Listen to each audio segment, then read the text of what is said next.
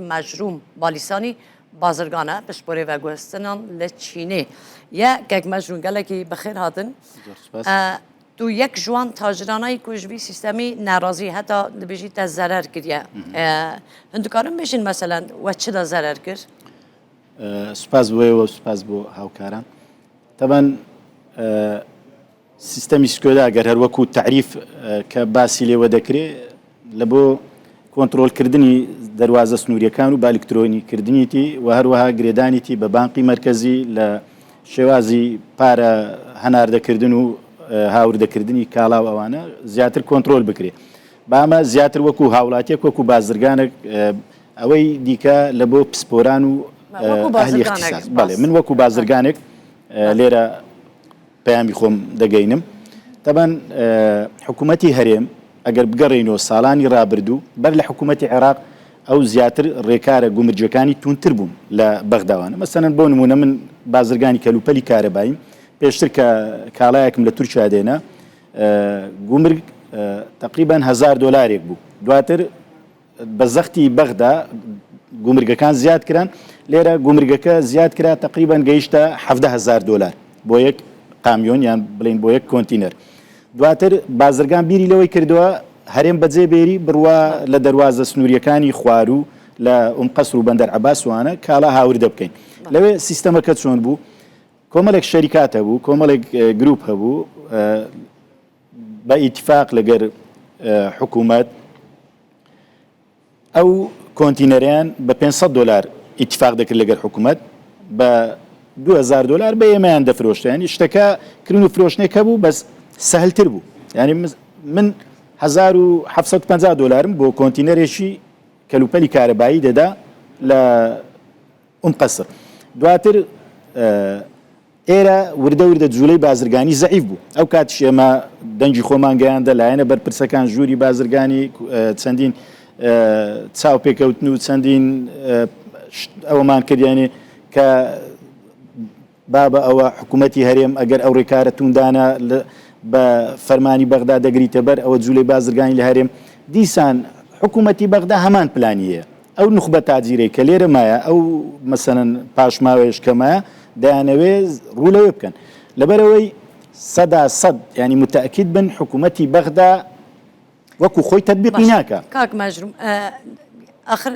بتایبەتی خودی جنابت وەکو بازرگان چه زرارە زیانێکتان بینی و ئەوە ویستم بۆ ئێمە شەرح بکی ینی حتا ئێوە یەکێک لەو کەسانە بوونە کە ئەگەر وا بڕوات واز لە بازرگانی بالضبط من ئێستا لەگەر ئەو ڕێو شوێنانەی کە ئەمساڵ لە دەواازە سنووریەکانی عێراق جیرانە بەر بیرم لەوەی کردیتەوە کە بە دوو ئالەتی دیکەدا بگەڕێم واز لەو بازرگانیەی بینم پێشتر کە گوتمان مەبلەغێکی دیاریکراومان دەدا ئێستا بەو دوایەی حکوومەتی عێراق دەڵێت دەبی لە سەر کەلوپەلی کارەبایی 133 بخرێتە سەری ئەو 133 مەسەن ئەگەر جاران کۆنتینەرێک بە $100,000 بێ ئەو دەیخاتە سەر بڕی پارەکەی لەسەر ئەو فاتورەی کە هێناوتە دەبی پێشتر هەموو معلوماتەکانیان بدەیە ئاگاداریانکەی کاکە من ئەوەی دێنم لە فلان وڵاتی دێنم ئەوە ئینڤۆیسەکەمە $100,000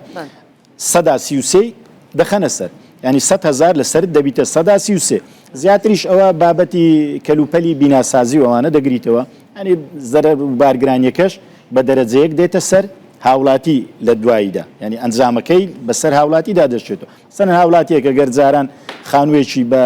$100,000 بلین وەکو نمونە دروست کردبە ئێستا ئۆتۆماتیک لەسەری دەبیتە 133 دێتە سەرێ دەگاتە 130,000 وەکو دڵنیاییەک ئەوانە کەلوپەلی خۆراکەوانە ناگریتەوە تەنها ئەو کارگانەی ئەگەر بەڵام بۆچی ئەڵێن ئەف سیستەمە بۆ ڕێگریکردن لە بازرگانی بێناوە نیشان و هەروسا گۆستنەوەی بڵێن قاچاقی کەلوپەلەکانە بۆچی پێت وایە کە ئەمە ئەم سیستەمە خراپە ئایا بەڕاستی وایە کە تەنێ بۆ ڕێگریکردن لە بازرگانی قاچاقچیتیە یان نەخێر ینی حتا بڵێن ئەو عێراقەمایە قاچاقچیەتی و ئەو لەبەرەوەی کۆم عێراق سنوورێکی فراوانیە کۆمەڵێک دەواازەی سنووریە کە ناتوانن کۆنتترۆل بکرێن وەک سەرەتا ئاماژەم پێدا حکوومەت هێرێم لێرە ڕێکار و ئەوەکانی هەمووی بە توندی گرتە بەر بازرگانان هەمووی دەچوون لە ڕێی ناوی منفەزەکان ناڵین لەبەرەوەی هەندێک بڵین با نەکەوینە بەر پرسیارانە بەس دەتوانن بە دووادات چوونی لۆ بکەن کە ئەگەر ئێمە لێرە $10,000 بدەین شوێنی دیکەیە بە $2,000 گومرگەکەت لە بۆ دەکا شوێنی دیکەیە بە $1,500 لە بۆ دەکا شوێنی دیکەیە بە $3,000 لە بۆ دەکاتن ینی مطمئن بن کە ئەوە بە زەرەری بازرگانانی هەرێم بە زەرەری هاوڵاتیان تەواو دەبیتن و کەلوپەل گران دەبی بێجگەلەوەی کە ئەو ڕێو شوێنانە جیرانە بەر چەندین نقطەی دیکەش دانرا بوو حکوومەتی عێراق ینی نیەتەکە باش نییە ئەمە مشکلەکەمان لەوێ ینی وەچی دەرێ ئەو وا دەڵێن کە تازەش ئیشارەی پێدا بەڕێوبەری گومرگەکان بەڵام نیەتەکە واناڵێ ئەوەی کە ئەمە لە واقعدا دەبینین مەسەنەن جاران ئەمن لە ئەوم قەسر گومرگم دەدا ینی ئاخیر کۆنتینەری خۆشم کە هێناومە 9,500,000 گومرگم دەیە کە پێشتر 3 ملیۆنم دەدا بۆ 9,500,000 لەسەر ئەو 9,500,000 ئێستا من ئەگەر دەکارتۆن هاوردەی بڵێنیان بینێرمە خوارێ بینێرمە یەک لەو شارانەی ناوەڕاست و خواروی عێراق دەبی لەو گومرگەی بینی کەرکووک و هەولێر کە سەیتەڕەی دارەمانە 12,000 دیناری دیکە بدەم بۆ یەک کارتۆن دێ باشە کاکە لەگەڵ جێبەجێکردنی ئەم سیستەمە لە کاری بازرگانی ئەوەدا چی دەگۆڕێت؟ لە کاری بازرگانی ئەوان وای پێشان دەدەن کە بە لە بۆ کۆنتترۆلکردنە لە بۆ زیادکردنی داهاتە ئاخر ناکرێ ئەتو هەر بیر لەوەی کەوەڵە لەبەرەوەی داهاتی عێراق پشت بە نەوت و ئەوانە دەبەستی هەر هەڵبەزین و دابەزینێک لە نەوت تەسیر لە نزبەی داهات دەکات نزبەی ئیرادات دەکاتن یان گۆڕانی دۆلار هەر بڕیارێکی سیاسی لە ئەمریکا لەبەرەوەی اقتصادی عێراق ئۆتۆماتیک اقتصادێکی تەبعی و دواکەوتووی دۆلارە هەر بەز و دابەزەک تەسیری لێ دەکاتن ئەوە زیانەکانی 100% ینی گرانکردن و بارگرانی هاوڵاتیە ینی ئەو گومرگە ئەوان با هەروە بڵێن ینی وەکو خۆیان کە کاکە بە سەدادە زیادکەن بەس دەبی حکوومەت یارێم زۆر ورتر بی لەگەڵ چارمانگی دیکە جێبەجێ دەبێت بڵێ ئێوە ئەتانەوێت چی ببێت ئێمە وەکو ئامۆژگاری وەکو بڵین